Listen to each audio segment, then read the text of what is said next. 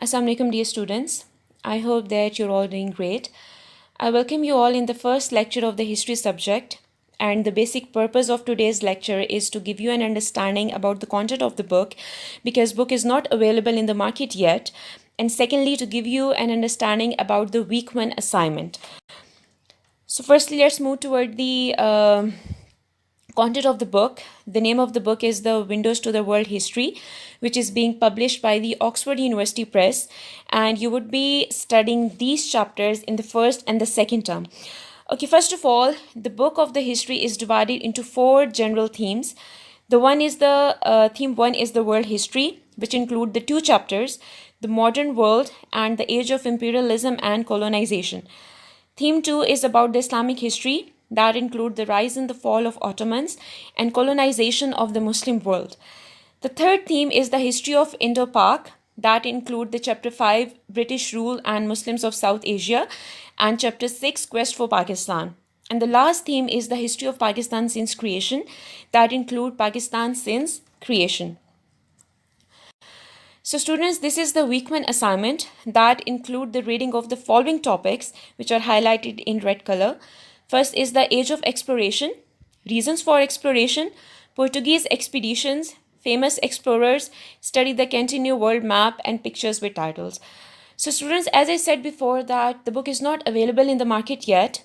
So I would give you a general understanding of these topics in this lecture, but you're all supposed to read about these topics on internet. And then in the end, I will also share some questions with you, and you would solve those questions as an assignment and then upload those questions or assignment on the online sport program. And then your respective teachers would check those assignments and give you their feedback. So let's move towards the first topic, that is the age of exploration. Now, age of exploration is also known as age of discovery. And this is the time period that began in 15th century and ended in 17th century. So during this time period, the European nations began their exploration of the world, and their basic aim was to search for the important sea routes. Now, why they wanted to explore the sea routes, or what was the importance of this, finding out the new trade routes? Basically, at that time, the basic concept of the greater power lies with the largest area that you are having under control. Okay, and I would also like to include one important point, that one of the very famous American naval strategist, Alfred Thayer Mahan, once said that one who would rule the waves would rule the sea, and the one who would rule the sea will rule the world. So now this statement clearly tells us the concept of the greater power, and at that time the concept of greater power lies with the more land that a power would occupy. So that was the reason that all the European nations, the major countries, they started their expeditions so that they can have largest occupation of the lands and they can become the greater powers. Okay, and among those European states, the more powerful were the Britain, the French, the Portuguese, and the Spain. So before discussing the reasons for exploration, I would like to include one more important thing, which actually made the European nations to go for expeditions. The first is that by the end of the 14th century, the Mongol Empire was on the breaking down, and all of the important European sea routes were under the control of the Ottoman Turks and the Venetians. Now, Ottoman Turks, from here you can understand that we are talking about the Ottoman Empire, and the Venetians are the people of the Venice. Venice is the city of Italy. So all the important sea routes that were present on the Mediterranean Sea, and all of them were under the control of the Ottomans and the Venetians. So this made the European nations to go and search for the more important sea routes so that they can continue their trade across the sea.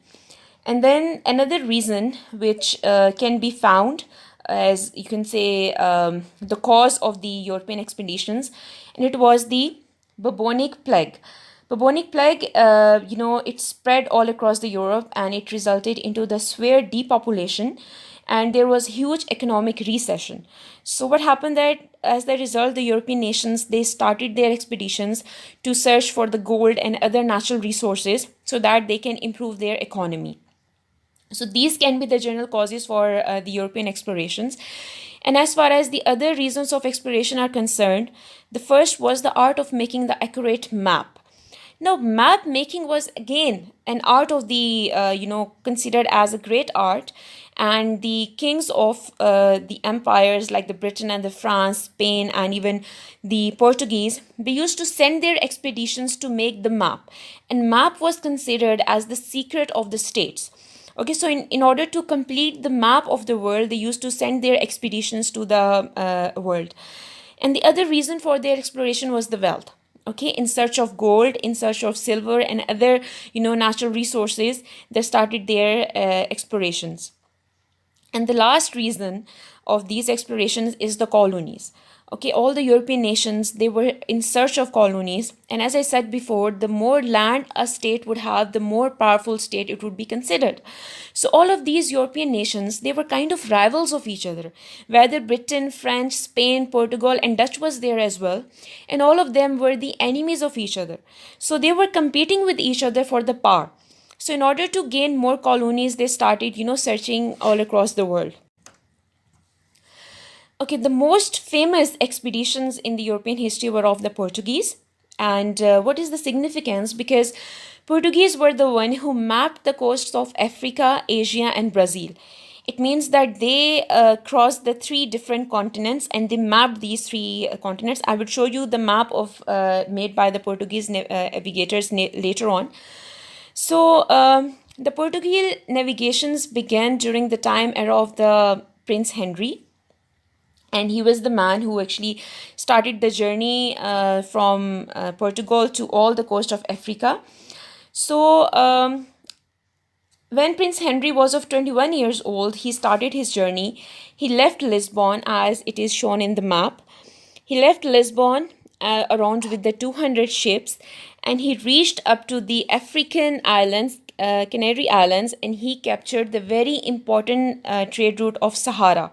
Okay, one of the region of Africa is known as Sahara, and he captured the important sea route over here.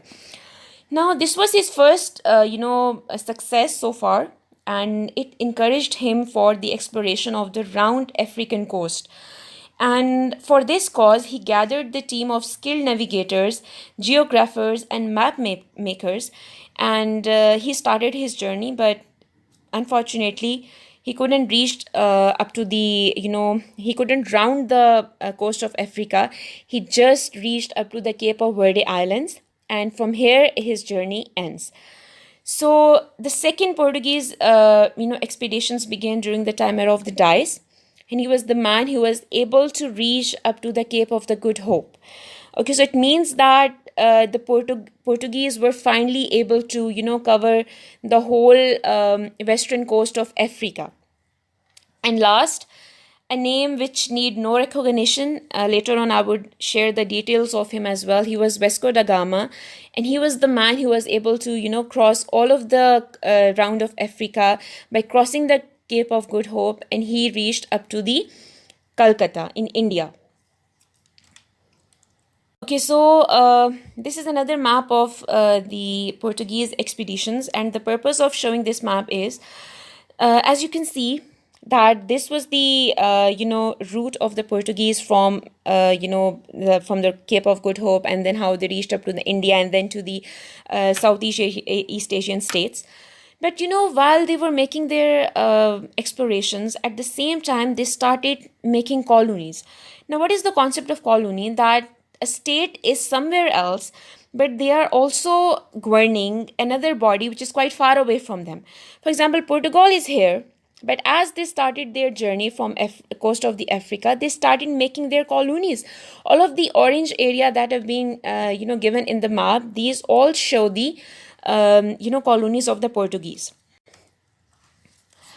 Now let's talk about one of the few of the famous explorers of that time. The first is the Vasco da Gama, and he was the Portuguese navigator, and he was the man who began his journey in 1497, and after a year he was able to reach in the Indian coast, that was Calcutta, as I have said before.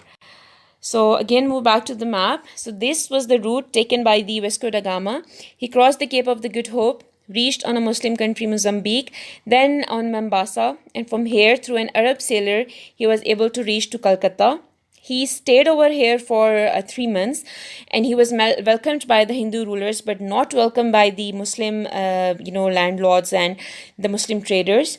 And finally, after 3 months, he went back to the Portugal. So when he went back, he was welcomed over there as a hero, and then afterwards, in 1502, the Portuguese king, he sent him back to the India, and he remained over there for rest of his life, and he died in 1524. Another famous explorer is the Christopher Columbus, and he was an Italian explorer, and he is famous for his discovery of New World of America. And he went on an expedition which was sponsored by the King Ferdinand of Spain in 1492. Now, let's talk about his early life. He was a son of a merchant, and he also started his, explorations in a very young age. And initially, when whole of the Western world is interested in exploring Asia, he was more interested towards the western side to cross the Atlantic Ocean and to reach up to the other side of the Atlantic Ocean. But when he gave this idea to the Portuguese king, he rejected it. And finally, he was completely fed up, and he reached up to the Spanish King Ferdinand, and he agreed to finance his expedition. And he left Spain in 1492 with 3 ships. They were known as Santa Maria, Pinta, and Nina. So after 36 days, on 12 October 1492, he crossed the Atlantic Ocean, and he reached up to the Bahamas, and finally to the Cuba. So he was the man who explored the Central America and Southern America. So from throughout his life, he had 4 expeditions. The first one was from 1492 to 1493, then 1493 to 1496, and then third was 1498 to 1500, and the fourth and the last journey was 1502 to 1504.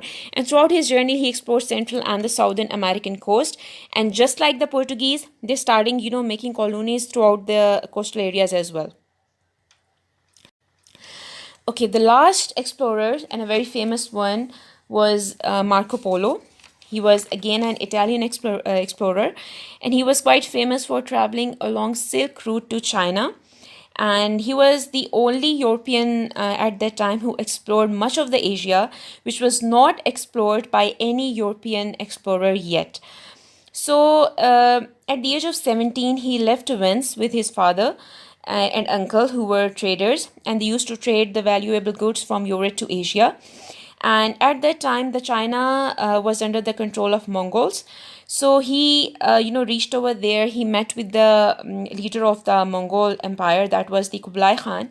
And Kublai Khan was the grandson of the Genghis Khan. And he was the man who actually was responsible for opening of 5,000-mile trade route between the Europe and Asia, which is called as the Silk Route. So throughout his journey, Marco Polo, he started, he started writing the stories of his expeditions, which are quite famous today. So after all the trade, when he started his journey back way home, a war broke out between the Kublai Khan and his brother Laku Khan, and the passage of the Silk Route was unsafe. So for the time being, he stayed at Bukhara, which is the part of Uzbekistan today. And when he was there, he met with one of the ambassador of Kublai Khan, and who was in his journey towards his court, and he joined him, and he met with the Kublai Khan.